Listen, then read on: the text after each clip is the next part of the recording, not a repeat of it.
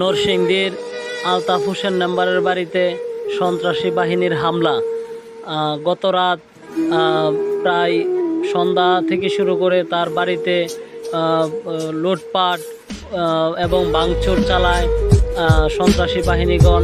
নরসিংদীর রায়পুরা থানাধীন মরজাল ইউনিয়নের আলতাফ নাম্বারের বাড়িতে এই হামলা চালায় এলাকার কিছু সন্ত্রাসী বাহিনী।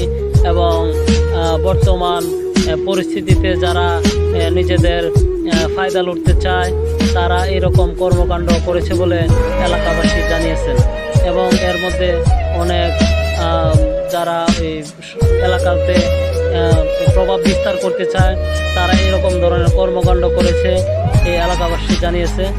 তো অনেক বড় ক্ষয়ক্ষতি করেছে এবং জানালা ভাঙচুর, ভিতরে টাকা পয়সা